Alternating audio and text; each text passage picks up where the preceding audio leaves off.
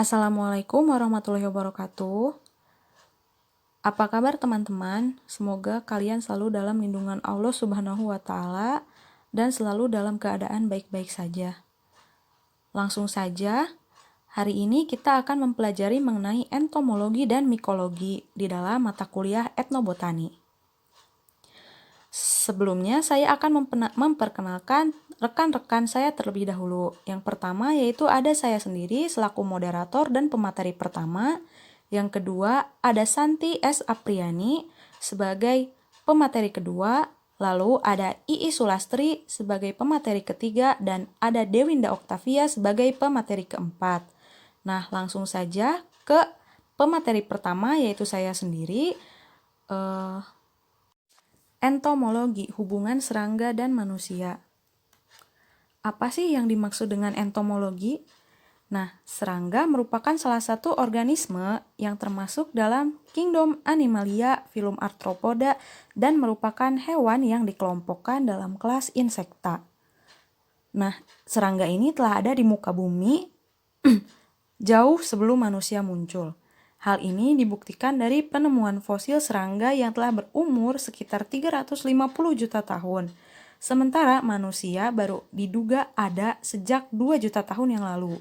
Nah, dalam modul ini, terutama dalam kegiatan belajar kali ini, akan dijelaskan beberapa karakter unik dari serangga yang menjadikan hewan ini menarik banyak orang untuk dipelajari hingga akhirnya entomologi atau ilmu mengenai serangga muncul sebagai salah satu cabang ilmu di dalam biologi. Masyarakat kita seringkali beranggapan bahwa semua serangga adalah perusak dan harus diberantas. Walaupun jenis serangga yang menguntungkan jauh lebih banyak, sebagai contohnya adalah banyak hasil pertanian yang dibantu oleh aktivitas serangga penyerbuk. Ada pula serangga yang menghasilkan sutra, madu, lak, lilin, dan obat-obatan serta berperan besar dalam proses daur ulang sampah organik. Nah, Albert Einstein sendiri pernah berpendapat bahwa manusia tidak akan bertahan hidup lebih dari 1 bulan jika tidak ada serangga-serangga yang menyerbuki tumbuhan. Pernyataan Einstein ini ada benarnya karena serangga membantu penyerbukan lebih dari 67% dari total tumbuhan berbunga yang ada di bumi, baik secara langsung maupun secara tidak langsung, yang menghasilkan lebih dari 80% produk yang dikonsumsi oleh manusia. Serangga juga menghasilkan banyak produk-produk yang langsung dimanfaatkan manusia seperti madu, lak, sutra, dan bahan pencelup. Banyak jenis serangga merupakan parasitoid juga atau predator yang secara alamiah mengendalikan serangga hama dan serangga tanaman pengganggu tanaman atau gulma. Selain itu, banyak juga serangga yang berperan besar dalam membantu proses pelapukan dan dekomposisi. Langsung saja ke pembahasan selanjutnya, yaitu serangga yang berguna bagi manusia. Yang pertama ada serangga penyerbuk. Terdapat 2 kelompok besar tumbuhan, yaitu tumbuhan tak berbunga Gymnospermae dan tumbuhan berbunga atau Angiospermae. Di antara kedua kelompok tumbuhan ini, tumbuhan berbunga merupakan kelompok tumbuhan yang paling dominan. Diyakini dominasi tumbuhan berbunga ini merupakan hasil dari proses penyerbukan yang dikembangkan oleh kelompok tumbuhan Angiospermae. Inti dari proses penyerbukan adalah transfer serbuk yang merupakan sel-sel genitalia jantan dari stamen ke stigma atau putik. Nah, dari stigma, serbuk sari akan turun ke bagian bawah di mana terdapat sel-sel genitalia betina. Peristiwa tersebut berlangsung secara hampir seluruh tanaman sebelum bunga menjadi biji. Dalam perkembangan biji, jaringan-jaringan di sekitar biji berkembang menjadi daging buah yang merupakan sumber makanan bagi biji itu sendiri. Nah, beberapa tanaman bergantung pada satu jenis atau tipe serangga polinator, sedangkan tanaman lainnya bergantung pada beberapa jenis serangga polinator lain. Beberapa tanaman dapat melakukan polinasi dengan pertolongan angin seperti jagung, gandum, dan beberapa jenis rumput, serta pepohonan dari pinus. Tetapi banyak jenis tanaman lain yang sangat bergantung pada serangga sebagai polinator, misalnya tanaman buah-buahan, contohnya apel, jeruk, dan melon. Lalu ada tanaman sayuran, contohnya kubis, bawang, wortel, dan mentimun. Lalu ada tanaman industri seperti tembakau, cengkeh, dan kelapa sawit. Nah, contohnya sendiri yaitu lebah merupakan salah satu serangga polinator yang banyak melakukan polinasi pada tanaman. Misal lebah madu, Apis mellifera adalah jenis penyerbuk yang sangat penting karena banyak jenis tanaman yang memerlukan serangga ini. Beberapa jenis tawon dan beberapa jenis ngengat serta lalat dapat pula berperan sebagai serangga polinator. Lalu ada pula serangga etnomopatogen. Diketahui bahwa serangga memiliki kemampuan reproduksi yang tinggi sehingga berpotensi untuk menutupi seluruh permukaan bumi. Akan tetapi, kita tidak akan pernah menemukan hal tersebut karena Allah memiliki mekanisme untuk menekan populasi serangga dengan menggunakan musuh alami dari serangga tersebut. Pengetahuan ini dimanfaatkan oleh manusia untuk mengendalikan serangga-serangga hama. Serangga-serangga yang digunakan untuk mengendalikan populasi dari serangga atau hewan lain dikenal dengan istilah entomopatogen. Walaupun tergolong baru, pemanfaatan serangga-serangga entomopatogen untuk mengatasi masalah hama di Indonesia sudah dilakukan. Beberapa contoh dari serangga-serangga tersebut adalah yang pertama, penggunaan kumbang pada famili Coccinellidae dalam mengendalikan kutu loncat. Lalu ada pula nimfa dari kepiting mirid, Cyrtocinus lividipenis, yang digunakan untuk pengendalian populasi hama wereng. Beberapa jenis anggang-anggang seperti Microfelia douglasi digunakan untuk mengendalikan populasi telur, nimfa, dan dewasa dari wereng. Lalu ada pun juga capung sebagai predator handal bagi semua stadia wereng.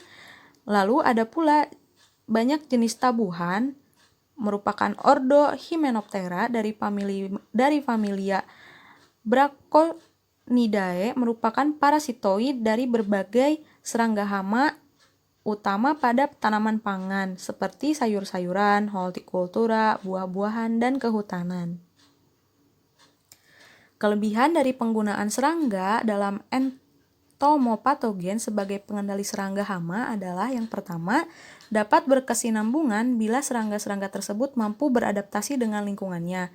Berkesinambungan ini yaitu dalam artian memberikan efek keberlanjutan, yaitu turunnya biaya produksi akibat tidak ada lagi biaya untuk aplikasi insektisida. Yang kedua yaitu bila seluruh persyaratan dipenuhi, metode ini tetap aman terhadap lingkungan. Lalu yang ketiga, dapat meningkatkan nilai jual produk pertanian dengan tingginya perhatian konsumen terhadap masalah lingkungan dan kesehatan. Tapi walaupun demikian, terdapat efek negatif dari penggunaan serangga sebagai musuh alami. Yang pertama, yaitu efek negatif terhadap hewan-hewan asli atau lokal melalui kompetensi dan perkawinan silang. Lalu yang kedua, serangga-serangga yang dijadikan entomopatogen dapat menjadi hama. Oleh karena itu, penggunaan serangga sebagai musuh alami perlu dikaji secara detail sebelum diaplikasikan. Yang selanjutnya yaitu serangga sebagai pengurai senyawa organik. Peran serangga dalam proses dekomposisi sebagian besar dipengaruhi oleh aktivitas mereka sendiri. Banyak serangga menggunakan sampah-sampah organik sebagai sumber makanan, menggali tanah untuk membuat sarang, dan memindahkan sampah-sampah tersebut ke dalamnya. Kegiatan serangga ini menghasilkan kotoran, meningkatkan jumlah pori-pori pada tanah yang berfungsi meningkatkan aliran udara pada tanah, meningkatkan daya tampung air, dan menyediakan habitat sebagai tempat untuk tumbuhnya jamur dan bakteri, sehingga dapat dikatakan bahwa peran serangga pengurai sangat penting dalam menjaga kestabilan biologis di alam. Lalu yang selanjutnya ada serangga sebagai makanan manusia. Nah, di banyak daerah di dunia, serangga seperti belalang, larva kumbang, ulat, larva semut, tawon, dan lebah, dan berbagai rayap atau berbagai serangga air secara tradisi memainkan peran penting dalam makanan manusia. Contoh tidak jauhnya yaitu di daerah Jawa Tengah atau Jawa Timur, belalang biasanya dimakan atau dikonsumsi warga-warga setempat sebagai pengganti protein nabati yang biasa dimakan secara umum. Nah, kandungan gizi dari serangga yang dimakan tersebut atau belalang tersebut itu memenuhi standar gizi yang biasanya terdapat pada makanan-makanan lain yang mengandung protein. Jadi intinya serangga dapat dimakan, tetapi dalam kasus ini serangga yang dimakan jangan serangga yang mengandung racun atau yang berbahaya bagi manusia itu sendiri. Biasanya belalang dimakan selain untuk mengurangi hama terhadap tanaman yang ada di daerah tersebut, juga dapat mempromosikan bahwa di masa depan serangga dapat digunakan atau dikonsumsi oleh manusia secara umum sebagai pengganti protein-protein yang biasanya kita makan, contohnya seperti telur, daging, dan sebagainya. Contoh lain dari pemanfaatan serangga sebagai bahan makanan manusia yaitu pengkonsumsian ulat sagu atau fase larva yang biasanya dimanfaatkan oleh orang Indonesia bagian timur karena katanya rasanya mirip seperti susu ataupun gurih. Nah, biasanya cara masaknya sendiri yaitu bisa ditumis ataupun dipepes. Lalu ada pula serangga sebagai objek penelitian. Banyak jenis serangga yang digunakan sebagai objek penelitian yang menghasilkan penemuan-penemuan penting.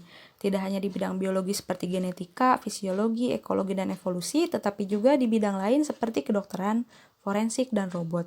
Sifat-sifat biologis dari serangga memudahkan para peneliti menggunakan serangga sebagai objek penelitiannya. Berlanjut ke pembahasan selanjutnya yaitu serangga sebagai seni dan hobi.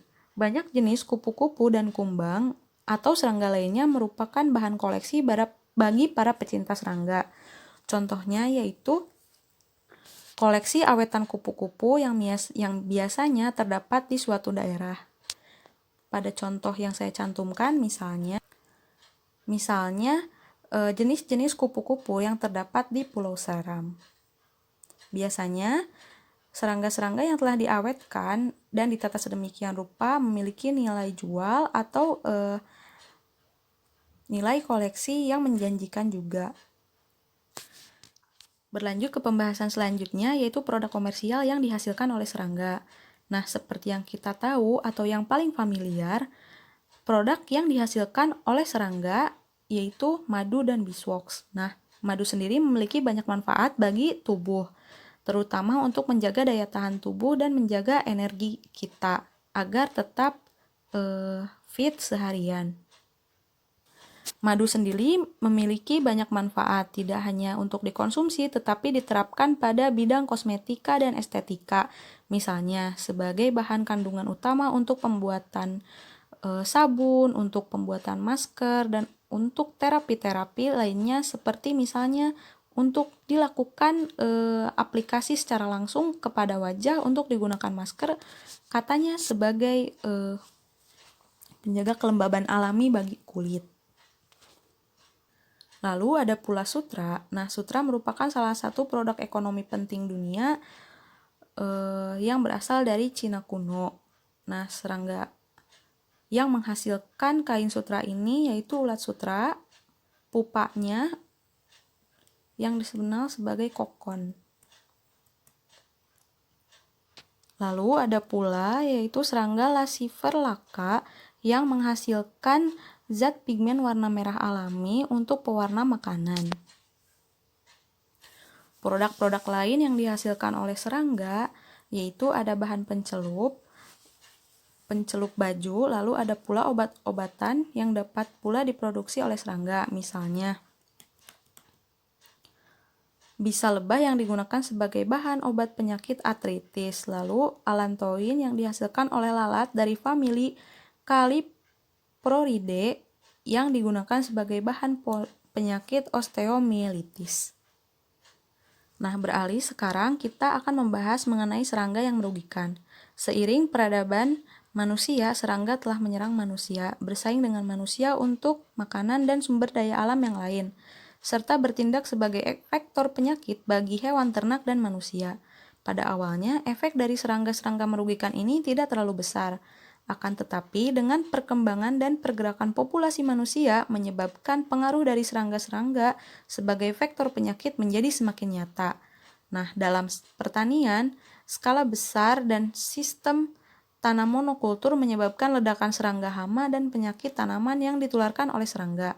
Masalah ini semakin kompleks dengan peningkatan mobilitas manusia. Nah, untuk pembahasan serangga merugikan pertama, kategori yang pertama yaitu serangga sebagai hama tanaman. Hampir seluruh tanaman yang dibudidayakan manusia juga dikonsumsi oleh serangga. Serangga-serangga tersebut dikelompokkan menjadi serangga herbivor atau serangga pitopagus.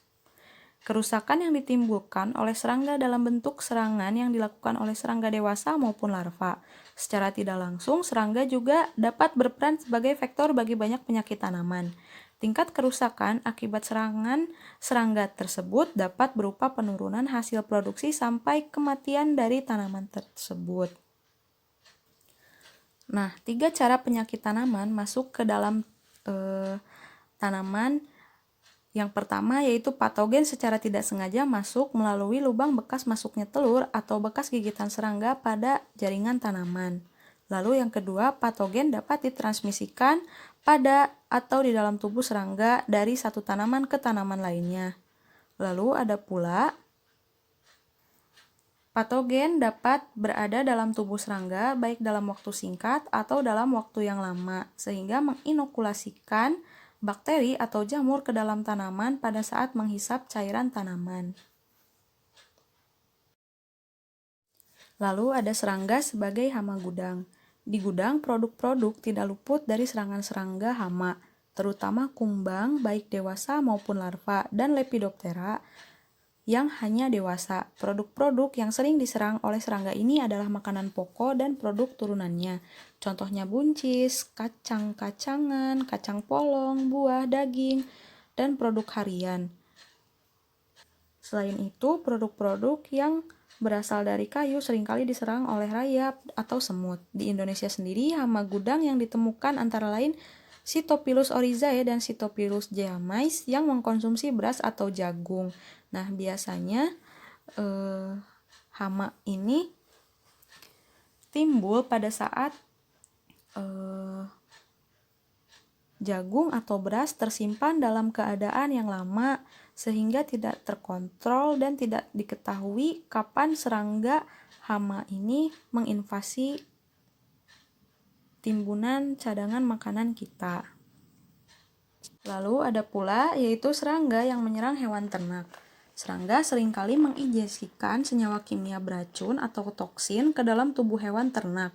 Toksin tersebut dapat menyebabkan iritasi, bengkak atau bentol, pusing hingga paralisis. Pada umumnya, serangga dapat menyerang hewan ternak dengan 4 cara, yaitu serangga dapat langsung mengganggu, contohnya ngengat.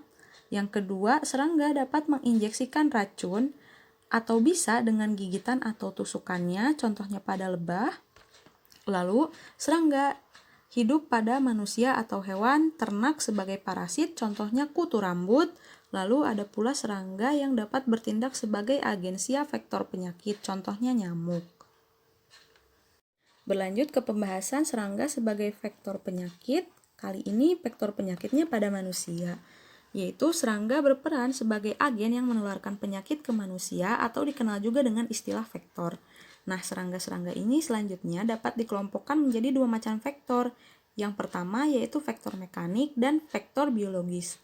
Pada vektor mekanik, serangga hanya berperan sebagai pembawa patogen ke sumber-sumber daya, umumnya makanan atau minuman, yang dikonsumsi oleh manusia, contohnya pada lalat. Lalu,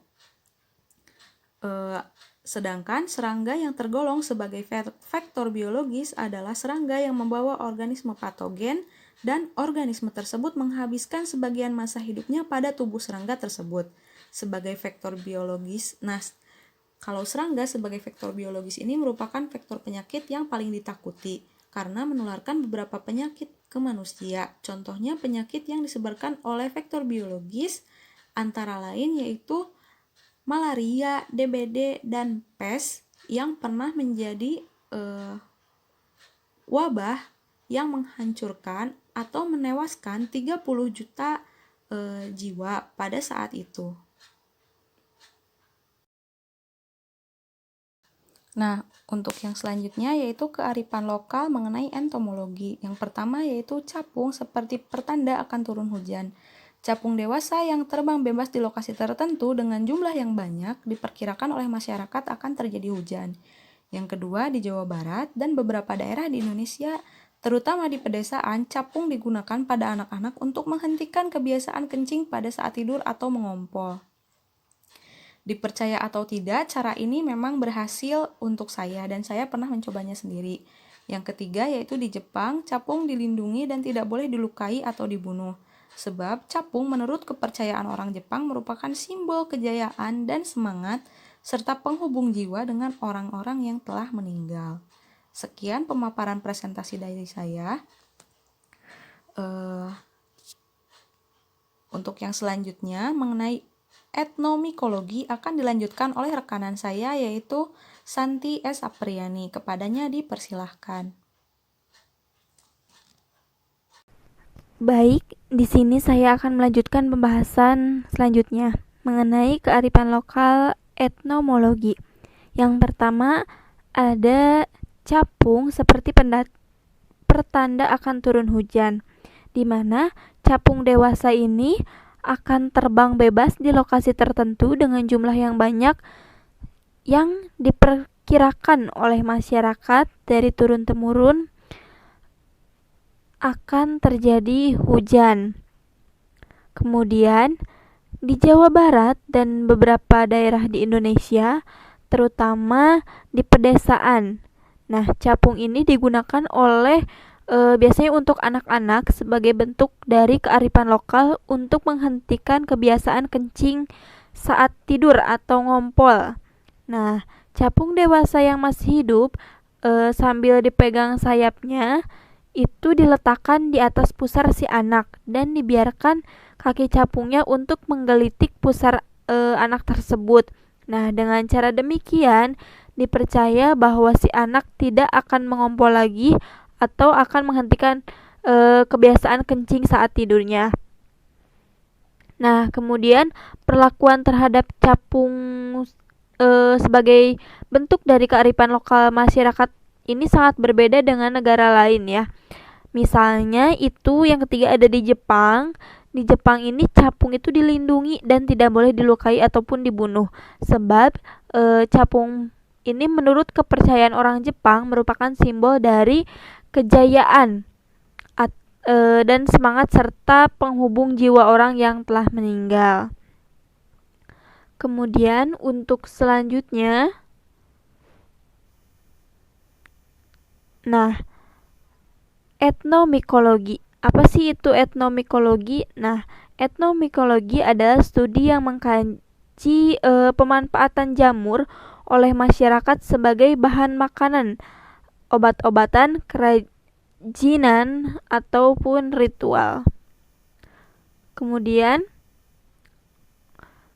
nah di sini untuk awal dan prinsip dasar etnomikologi. Nah, faktanya bahwa pada awalnya itu dalam beberapa budaya orang itu menghindari jamur karena ditakutkan akan berpengaruh terhadap kulit mereka, takut membusuk saat bersentuhan atau memakan jamur. Jadi berpikirnya itu seperti jamur pada kulit, seperti penyakit kulit seperti itu. Kemudian banyak masyarakat lain menunjukkan perasaan yang kuat terhadap jamur. Yang pertama itu baik menolaknya dengan rasa takut dan tidak suka atau bahkan jijik. Kemudian juga bisa juga ada yang semangat setiap ada kesempatan untuk memanen dan mengonsumsi. Nah, jadi ada dua perasaan yang ditunjukkan oleh masyarakat gitu. Ada yang jijik, ada yang suka. Seperti itu pada awalnya. Nah, seorang peneliti Washon beliau mensurvei seluas mungkin pengetahuan jamur budaya di seluruh dunia ya. Beliau melakukan survei untuk menemukan di mana masing-masing berdiri skala mikofilia dan mikofobia pada jamur gitu. Jadi beliau mengidentifikasi dari skala mikofilia dan mikofibianya. Nah, sejak itu sejumlah authors mengomentari pertanyaan tentang sikap budaya terhadap jamur. Nah, beberapa ada yang mengkritik pembagian klasifikasi Watson itu karena terlalu banyak karena terlalu mengeneralisasi gitu. Tidak banyak memungkinkan sedikit ruang untuk gradien dan variasi dalam komunitas tertentu, di mana beberapa individu itu mungkin ada yang tahu atau bahkan ada yang lebih peduli tentang jamur dan ada juga yang kurang tahu gitu. Nah, selanjutnya metode dalam entomikologi. Nah, pada awalnya ilmuwan alam itu mengkategorikan jamur ke dalam kelompok berdasarkan bagaimana mereka memperoleh makanan dari lingkungan, seperti jamur sapropit membusuk bahan organik mati, kemudian jamur parasit itu menyerang organisme hidup lain, dan jamur mikorrhiza dengan membentuk hubungan saling ketergantungan simbiosis dengan pohon dan tanaman lain. Nah, pada klasifikasi lokal yang digunakan oleh orang-orang itu tidak menggunakan bahasa sains ya. Nah, digunakannya itu mungkin mereka mencerminkan kesadaran akan prinsip-prinsip ekologi atau juga mungkin menekankan kualitas jamur yang berbeda yang membawa makna dalam sejarah dan pandangan dunia suatu bangsa.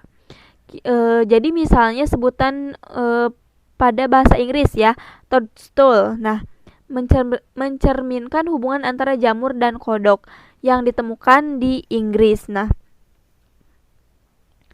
kemudian juga ada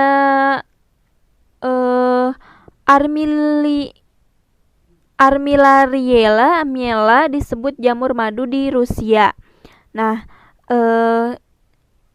kemudian Opionok dari Rusia juga menyebutnya ya, yang berarti yang ada di sekitar tunggul pohon.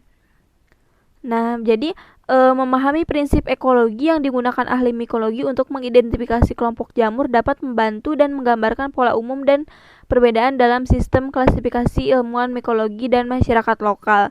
Jadi masyarakat lokal itu menamai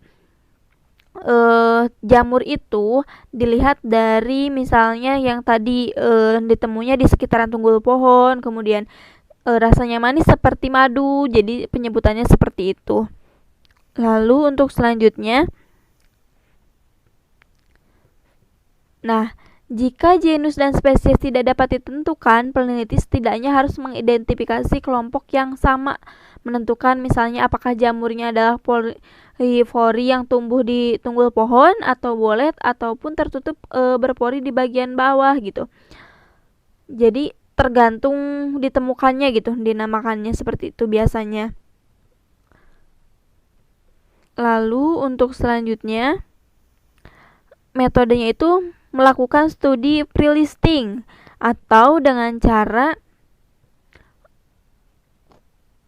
artinya itu meminta setiap orang yang diwawancari untuk mengingat semua item dalam kategori tertentu. Misalnya itu adalah cara yang sederhana dan efektif untuk memulai dengan mendokumentasikan pengetahuan lokal di hampir semua ranah kehidupan. Nah, ada peneliti menerapkan teknik ini tuh dalam kombinasi dengan meminta orang untuk membuat gambar jamur yang mereka beri nama. Selain jenis jamur, para peneliti ini juga meminta pekerja yang diteliti itu untuk berbagai bagian dan fitur morfologi jamur. Nah, sehingga ini dapat memberikan wawasan tentang persepsi lokal tentang bagaimana varietas jamur yang mirip ataupun berbeda dalam bentuk, warna, kemudian habitat antar wilayahnya. Nah, untuk setiap jamur yang terdaftar, narasumber juga diminta memberikan informasi tentang berbagai kegunaan jamur tersebut gitu. Bagaimana sih jamur ini digunakan oleh mereka, untuk apa, untuk obat kah, untuk makanan kah, ataupun untuk hal yang lainnya seperti itu. Dan seperti kebanyakan wawancara juga, penting untuk memperhatikan jenis kelamin, usia, latar belakang budaya, dan pengalaman yang relevan dari informan yang diwawancarai. Nah, biasanya itu pertanyaannya seperti ini. Contohnya, apakah kamu makan jamur? Atau siapa di keluarga Anda yang mengoleksi jamur? Kemudian, eh, sebutkan nama-nama jamur yang disajikan. Kemudian, spesies mana yang rasanya paling enak? Lalu, apakah semua orang di sini diperbolehkan mengumpulkan jamur? Kemudian, kapan dan seberapa sering jamur dikumpulkan? Seperti itu. Kemudian juga, bagaimana cara orang menyiapkan jamur untuk makanan?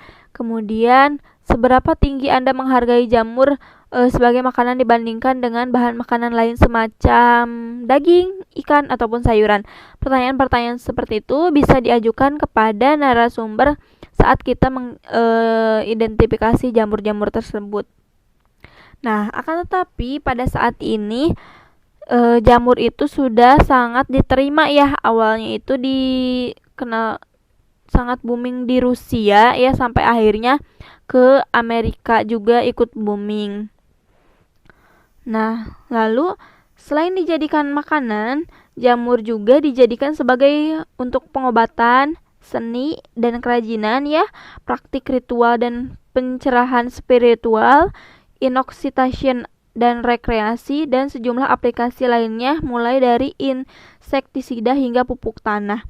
Nah, contohnya itu Amanita muscaria dan psilocybe diketahui digunakan dalam konteks perdukunan ya.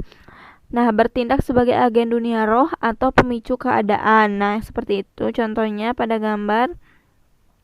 Lalu, Cordyceps sinensis digunakan oleh atlet untuk menghindari kelelahan dan dalam pengobatan oleh Tiongkok ya, untuk mempromosikan berbagai bidang kesehatan. Nah, seperti itu. Mungkin itu yang bisa saya sampaikan. Selanjutnya akan disampaikan oleh rekan saya. Terima kasih. Pembahasan selanjutnya itu mengenai jamur dalam budaya seni dan material. Jamur ditampilkan dalam sejumlah tradisi seni di seluruh dunia, mencakup lebih dari 800 karya seni Eropa dari tahun 1300-an hingga zaman kontemporer. Di antara contoh barat adalah patung batu jamur kuno Mesoamerika, seperti yang terlihat pada gambar yang ini. Kemudian ada patung Netsuke Jepang, yang ini. Dan ada cetak balok triptik oleh Utagawa Kunisada, seniman Jepang terkenal dari zaman Edo, menunjukkan sekelompok pelayan yang mengumpulkan jamur untuk tuannya yang sedang berpiknik di dasar bukit. Karakter yang menyertai penggambaran ini termasuk figur dewa, manusia, dan hewan. Benda-benda yang diciptakan masyarakat ini masing-masing menyimbolkan beberapa wahyu dan juga menimbulkan pertanyaan tentang peran jamur. Selanjutnya yaitu mengenai kekaguman orang Jepang terhadap jamur. Hubungan antara jamur dan kemakmuran yang ada di Jepang saat ini yaitu tersimbolkan dengan sekeranjang hadiah jamur Matsutake yang diletakkan dengan hati-hati di atas uang kertas adalah salah satu representasi ikoniknya. Hal ini tampaknya telah menjadi asosiasi yang sudah lama berdiri di masyarakat Jepang. Kekaguman orang Jepang terhadap jamur juga terlihat dalam beberapa tradisi sastra, salah satunya yaitu puisi haiku. Dari dua koleksi puisi ini, diperiksa untuk subjeknya menampilkan lebih dari 300 ayat yang didedikasikan untuk bentuk fisik, aroma, dan rasa jamur yang berbeda, serta kesenangan dalam kegiatan berkumpul. Kemudian yang kedua yaitu ada buku-buku periode Tokugawa yang disebut kinpu atau catatan fungi, bertujuan untuk menampilkan jamur sebagai keajaiban alam. Ini lebih mengambil sikap ilmiah daripada puisi. Teks kinpu tersebar selama abad ke-19. Pada kebanyakan kinpu, setiap deskripsi jamur disertai dengan cetakan balok kayu yang menggambarkan spesies, seringkali berada pada sudut yang berbeda. Kemudian pembahasan mengenai fungsi jamur sebagai perlengkapan karya seni. Selain sebagai subjek karya seni, jamur juga dapat berfungsi sebagai perlengkapan seni. Seniman serat, terutama penenun, menghargai spektrum warna bumi yang hangat yang dapat diperoleh dari pewarnaan wol dengan berkas belerang. Beberapa jamur yang digunakan yaitu dari spesies Dermosibe dan jamur lainnya. Di Amerika Serikat, media ini dipopulerkan oleh Miriam Rice yang mulai menggunakan jamur yang dipanen secara lokal untuk diwarnai saat mengajar kelas seni di Mendocino, California. Percobaan berturut-turut Rice dengan media inovatif ini didokumentasikan dalam buku Mushroom for Color yang tak lama setelah diterbitkan menjadi hits internasional di kalangan penenun di Amerika Utara, di Australia, dan di Eropa. Para penenun di negara-negara Skandinavia sangat ingin menerapkan metode pewarnaan wol ini ke dalam bentuk desain Nordik yang biasanya digunakan untuk sweater dan pakaian luar. Pembahasan selanjutnya yaitu mengenai all-in-one, obat, racun, dan makanan. Watson menciptakan istilah mycofobia, yaitu fobia terhadap jamur, namun istilah ini didebatkan oleh Andy Lesser, penulis buku Shroom yang keberatan dengan istilah mycofobia. Andy mengklaim bahwa kita tidak boleh mendeskripsikan sebagai fobia, yaitu kecenderungan untuk menghindari perilaku yang berpotensi berbahaya. Benar, orang dapat terluka karena efek konsumsi jamur yang sembrono, seperti yang mereka halnya lakukan ketika mengemudi sembarangan, bermain ski di lereng bukit, dan menyeberangi jalan di lampu merah. Namun, hanya sedikit orang yang berpendapat bahwa tidak pernah meninggalkan rumah adalah hal yang rasional untuk menghindari kecelakaan lalu lintas. Kemudian, pembahasan selanjutnya yaitu mengenai kegunaan Amanita muscaria. Amanita muscaria ini umumnya dikenal sebagai lalat agaris atau lalat Amanita. Adalah Basidiomycetes dari genus Amanita. Jamur yang topi atau bagian atasnya ini berwarna merah cerah dan dihiasi dengan bintik-bintik putih. Meskipun diklasifikasikan sebagai racun, laporan kematian manusia akibat menelan Amanita muscaria sangat jarang terjadi. Setelah direbus 2 kali dengan pengeringan air, dan untuk melemahkan toksisitasnya dan memecah zat psikoaktif jamur. Jamur ini dimakan di beberapa bagian Eropa, Asia, dan Amerika Utara. Jamur ini digunakan sebagai penambah kekuatan yang dihormati dan alat dukun di antara masyarakat pribumi Siberia. Kemudian di bagian sisi Atlantik biasa dijadikan minuman keras dan di Jepang sering dikonsumsi sebagai makanan yang enak. Namun mayoritas orang Ukraina, Rusia, dan Bielorusia atau orang-orang yang dikatakan terkenal karena pengetahuan mereka tentang berbagai sifat jamur dengan takut menolak Amanita muscaria sebagai makanan. Mereka mengklaim bahwa menelannya secara internal dapat mematikan.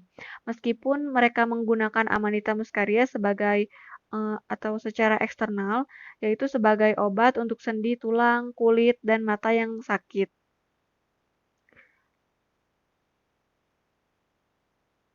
Kemudian pembahasan selanjutnya yaitu mengenai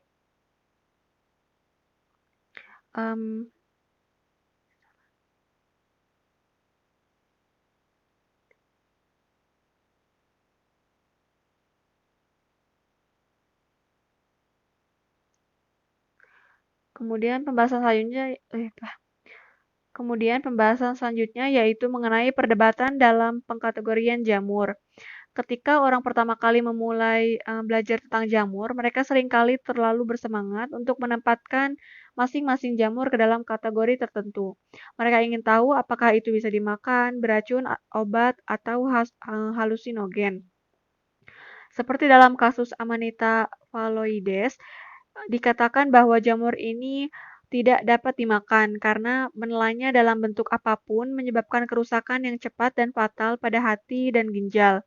Namun, bagaimanapun dapat dimakan bukanlah kualitas yang melekat pada suatu spesies, tetapi ditentukan oleh metode pemprosesan dan pengawetan, cara dan jumlah konsumsi, serta asosiasi simbolis yang dibawa dalam suatu budaya. metode merebus yang digunakan untuk menyiapkan Amanita muscaria di prefektur Nagano, Jepang, yang membantu menghilangkan racun dari daging jamur benar-benar larut dalam air. Namun, di Slavia, seorang pecinta jamur yang masakannya menetapkan langkah mendidih sebagai bagian dari hampir semua persiapan jamur, tidak akan mempertimbangkan untuk melakukan atau untuk mengkonsumsi Amanita muscaria karena potensi kerusakannya yang diyakini tidak dapat dihindari dan di mana-mana. Citra Amanita muscaria seperti banyak cerita rakyat Rusia yang dikaitkan dengan bahaya dan kematian. Perbedaan antara jamur beracun, psikoaktif, obat, atau halusinogen juga tidak mutlak. Definisi di sini sangat bergantung pada niat penggunanya. Contohnya, di sejumlah budaya pribumi, Amanita muscaria yang dikatakan beracun dan beberapa spesies psilocybe digunakan oleh tabib dan visioner yang menganggap jamur ini sebagai sumber kekuatan spiritual yang dihormati dan telah teruji waktu. Dimaksudkan untuk dikonsumsi oleh anggota masyarakat yang terspesialisasi. Contoh lain, dalam buku Gordon Wasson memberikan daftar panjang entri bibliografi dari penjelajah dan pengamat awal yang mendokumentasikan penggunaan Amanita muscaria di antara masyarakat pribumi Siberia dan timur jauh Rusia. Sarjana Meksiko Guston Guzman pada genus Psilocybe mendaftar 14 spesies utama yang penting bagi setidaknya 7 kelompok pribumi di Meksiko, menunjukkan keanekaragaman spesies terbesar yang digunakan di upacara spiritual. Dalam konteks seperti itu, mungkin akan lebih tepat untuk menyebut jamur ini psikoaktif daripada beracun atau halusinogen.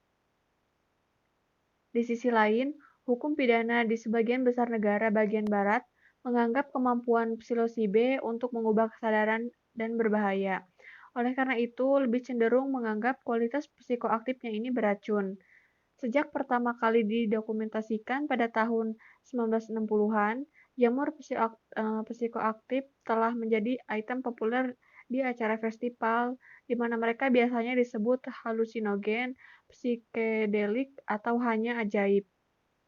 Namun, terlepas dari kenyataan bahwa dalam budaya barat, sebagian besar dikaitkan dengan narkoba, banyak orang mengklaim bahwa menelan jamur psikoaktif meningkatkan kesejahteraan spiritual dan pemahaman mereka tentang dunia di sekitar mereka, dan bahkan menginspirasi perilaku yang lebih baik. Pembahasan selanjutnya yaitu mengenai jamur sebagai obat. Menyebut jamur obat juga bisa menyinggung beberapa arti. Banyak jenis jamur, ekstrak jamur, dan infus jamur digunakan dalam sistem medis di seluruh dunia. Beberapa diresepkan untuk penderitaan tertentu, yang lain dianggap sebagai penguat umum untuk sistem saraf, kekebalan, atau metabolisme. Di antara spesies yang dipasarkan secara internasional, terkenal karena kualitasnya yang menyehatkan adalah Grifola frondosa, nama umumnya itu maitake dan ayam hutan, seperti yang terlihat pada gambar. Kemudian dan Cordyceps sinensis, biasa disebut Cordyceps dalam bahasa Inggris sehari-hari. Ini hanyalah sedikit dari banyak sekali obat yang berasal dari fungi yang digunakan oleh penyembuh. Untuk harga eceran botol ekstrak Grifola frondosa berkisar 6.000 mg, ini untuk anjing direkomendasikan oleh dokter hewan holistik sebagai penguat sistem kekebalan untuk membantu penyembuhan anjing terhadap kanker tulang. Dalam praktik penyembuhan yang memanfaatkan jamur psikoaktif, biasanya bukan pasien tetapi penyembuh yang menelan jamur untuk mendapatkan pengetahuan tentang kemungkinan penyebab dan pengobatan dari pengalaman yang muncul dari reaksi tersebut. Perlu dicatat bahwa penggunaan jamur psikoaktif atau zat lain bukanlah sarana universal untuk mencapai kondisi yang dikenal sebagai keadaan kesadaran perdukunan, yang juga dapat dicapai melalui kombinasi teknik lain seperti menabuh drum, menyanyi, gerak tertentu, dan konsentrasi. Pengobatan jamur dapat diberikan tidak hanya untuk menyembuhkan manusia atau makhluk lain, tetapi juga untuk meningkatkan kesehatan ke seluruh ekosistem.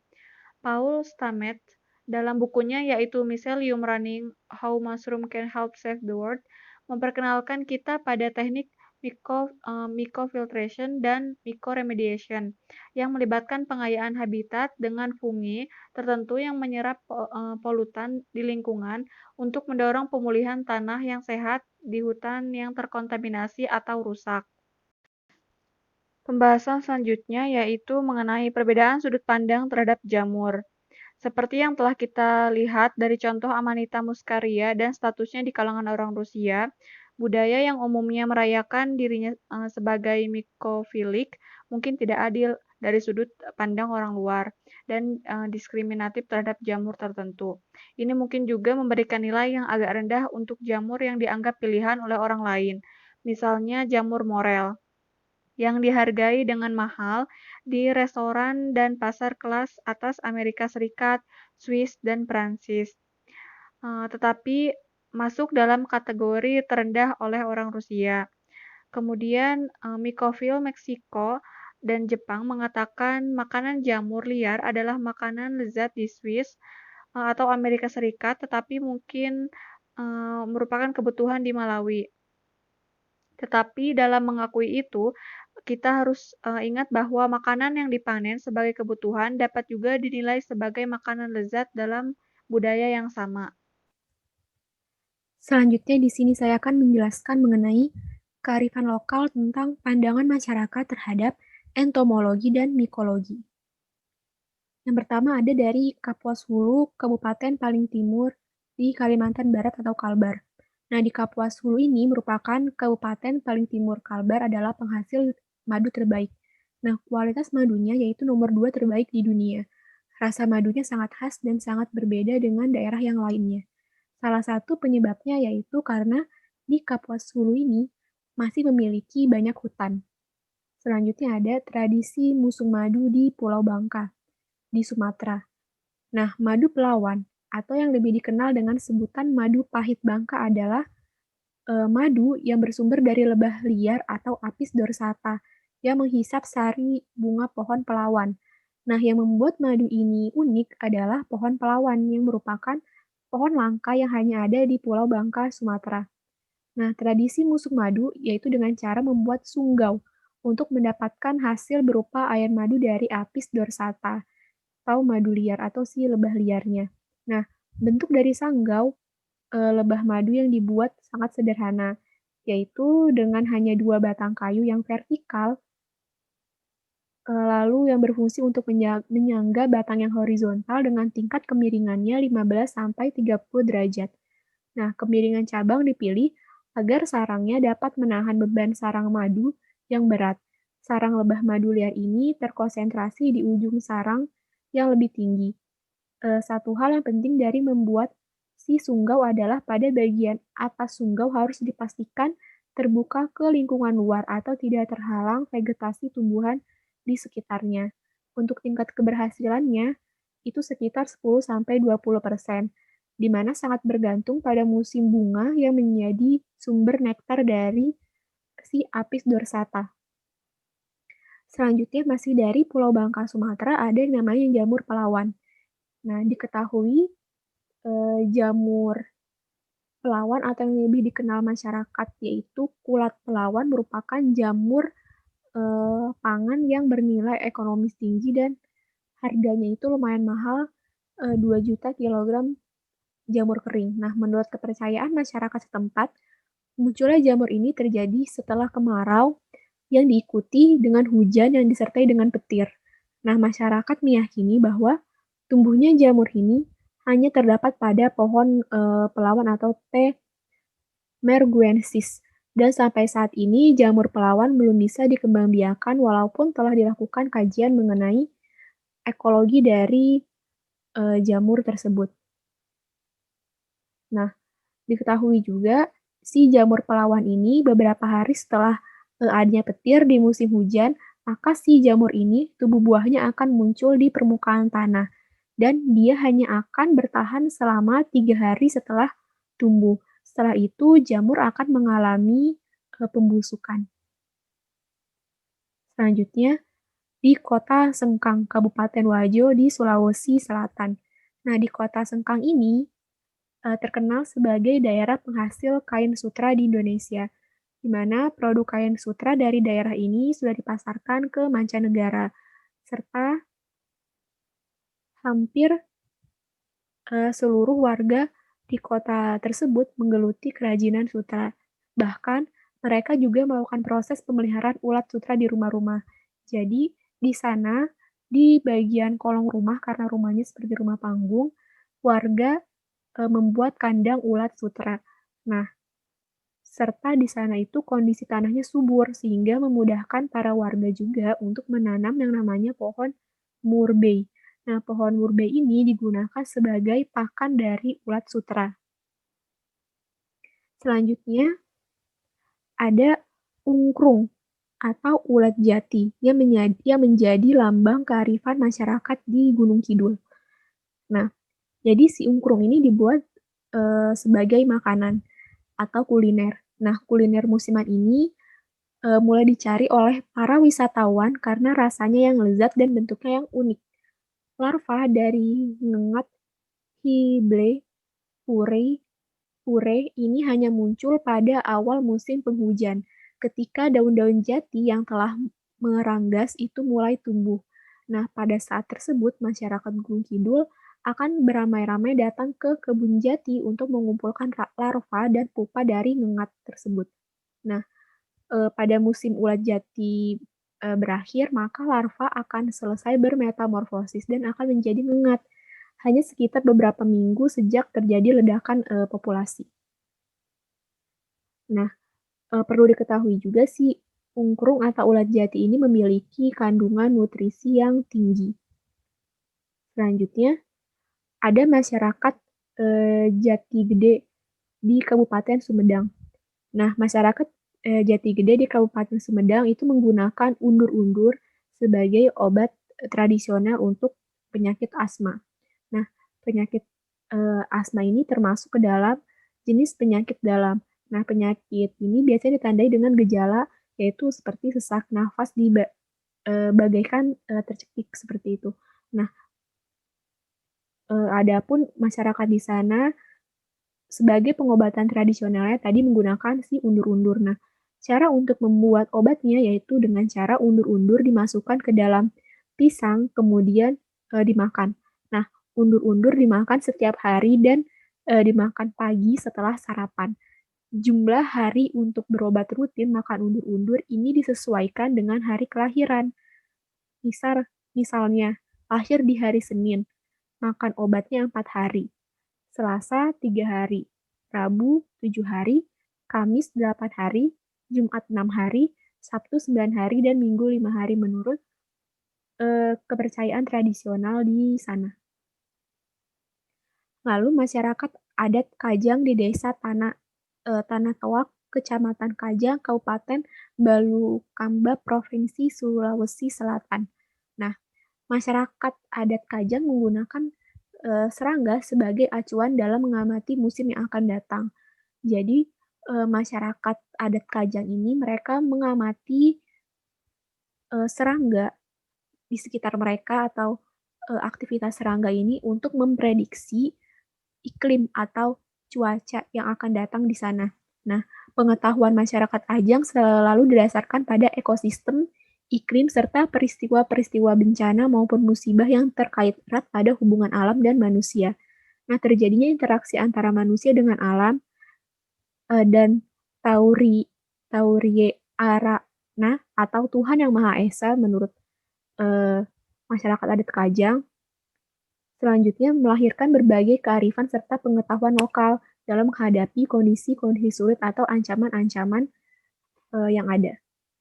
Nah, seperti di sini ada serangga yang digunakan pada masyarakat adat di sana untuk perkiraan musim. Yang pertama ada nyamuk. Nah, yang dilihat perilakunya itu populasi nyamuk pada umumnya akan terasa lebih banyak dan lebih beringas. Lalu semangat bertelur. Itu menandakan bahwa akan datang musim kemarau atau awal musim hujan. Selanjutnya semut. Semut merah dan semut hitam akan membangun gundukan sarang mereka lebih tinggi dan lebih kokoh untuk perlindungan ekstra dan bahkan menutup lumbang dari gundukan mereka. Itu pertanda akan tiba musim hujan. Selanjutnya ada lebah dan kupu-kupu.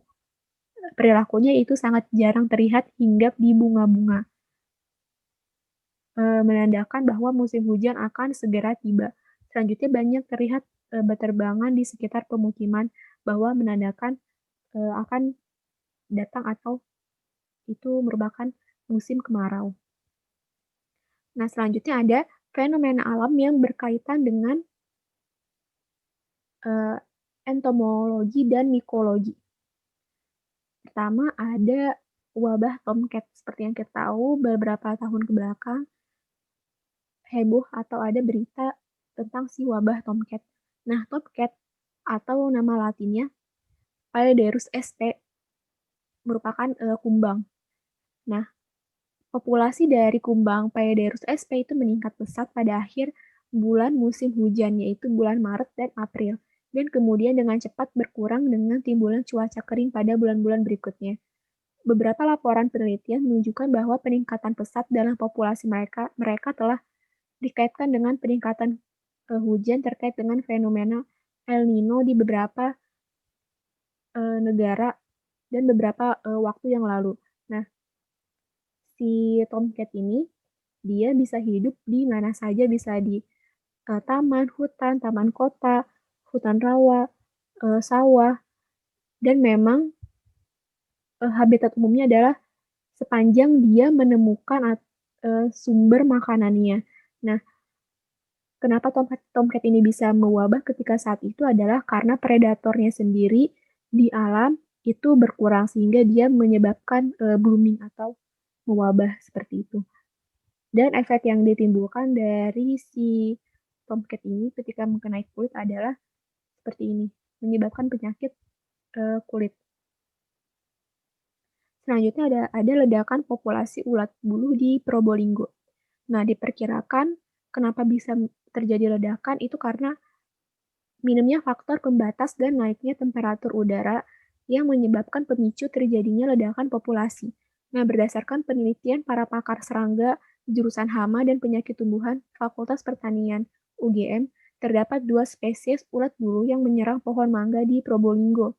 Itu ada Arctornis sp dan Lymantria atemeles colenete. Nah, kedua spesies ulat ini menyerang pohon mangga jenis tertentu yaitu mangga mana lagi. Nah, untuk menghindari hama dari si populasi ulat ini perlu dilakukan penyemprotan pestisida. Selanjutnya, ada wabah malaria. Nah, malaria merupakan penyakit yang bisa muncul dan berulang kembali sesuai dengan perubahan lingkungan dan masih menjadi masalah kesehatan global. Jadi wabah malaria ini tidak hanya terjadi di Indonesia, tapi di negara-negara lain juga. Nah, karena selain menyerang penduduk usia produktif, juga banyak menyebabkan kematian pada bayi dan anak balita serta wanita. Malaria ini muncul kembali dengan mengikuti perubahan fenomena alam yang biasanya dalam periode 5 atau 10 tahunan, misalnya karena perubahan lingkungan yang berkaitan dengan pertumbuhan nyamuk Anopheles sp. Nah, malaria sendiri biasanya di Indonesia terjadi di daerah yang sedikit pedalaman seperti itu, seperti di Irian, lalu ada di waktu itu di daerah Lombok, seperti itu. Sekian persentase dari kelompok kami, kurang lebihnya mohon maaf. Wassalamualaikum warahmatullahi wabarakatuh.